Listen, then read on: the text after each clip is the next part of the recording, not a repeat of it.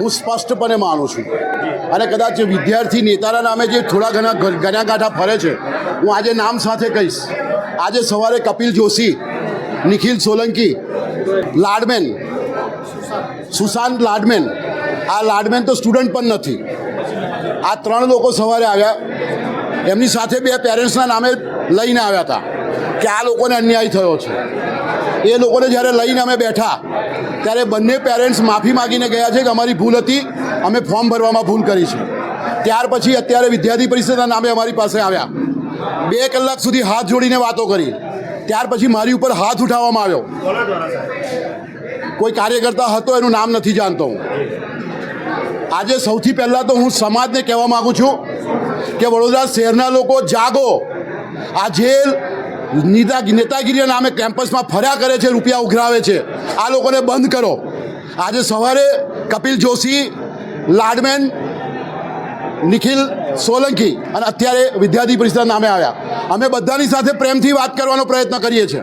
અમને મા બહેનની ગંદી ગાળો આપવામાં આવે છે, અમારી પર હાથ ઉઠાવવામાં આવે છે.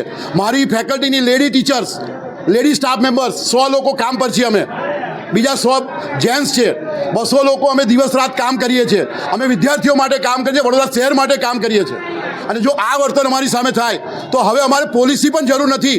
સમાજને કહું છું, આવાનો વિરોધ તમે શરૂ કરો. સાહેબ, કોના દ્વારા ગાળો આપવામાં આવે, શબ્દ બોલો? છોડો ને. અત્યારે હું તમને એક વિનંતી કરું કે મારા સ્ટાફની મિટિંગ છે, મારા સ્ટાફને અમે બધા ભેગા થઈને જે નક્કી કરીશું. અમે એક મિનિટ, અત્યારે એડમિશન મારા સ્ટાફે અટકાવ્યું છે, મેં જ અટકાવ્યું છે. અમે લોકો અત્યારે મિટિંગ કરીને નક્કી કરશું શું કરવું. વિદ્યાર્થીઓના ઇન્ટરેસ્ટમાં, વડોદરા શહેરના ઇન્ટરેસ્ટમાં અમે લગભગ નિર્ણય લઈશું. અમે કોઈને તકલીફ નહીં આપીએ, પણ અમારી તકલીફ સમાજ સુધી અમારે લઈ જવી છે, એટલે અમે આ કર્યું છે. અમે મા બહેનની ગંદી ગાળો સાંભળીને થાક્યા છીએ. અમારી પર આજે હાથ ઉઠાવવામાં આવ્યો. આ હદ, હા, હું કહું છું કે એ લોકોનો આક્ષેપ છે કે મારી પર હાથ ઉઠાવ્યા પછી મારા પટાવાળા કે ક્લાર્કે એમને માર્યા. તો હું જાહેરમાં સ્વીકારું છું કે અમારી પર હાથ ઉઠશે તો અમે બધા જ ભેગા થઈને મારીશું. અમે બંગડી પહેરી નથી. આજે આ તાલીઓને બૂમો સાંભળી મારા સ્ટાફની છે. અમે એક છીએ. મારે કોઈ સંગઠનનું, કોઈ વ્યક્તિનું હવે નામ નથી લેવું. જે લેવાયા એ લેવાઈ ગયા.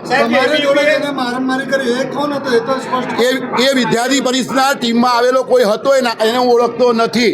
જો એ ઓળખીએ છીએ અમે. હું બધાના વર્તનને વખોડું છું, એબીવીપીના વર્તનને પણ વખોડું છું. મારે હવે નથી પોલીસ બોલાવી, મારે હવે કોઈને નથી કહેવું. સમાજને જે નક્કી કરવું હોય તે કરે. અમે હમણાં ચર્ચા કરીને પછી તમને 10 મિનિટમાં કહીશું કે અમે હવે શું કરવાના.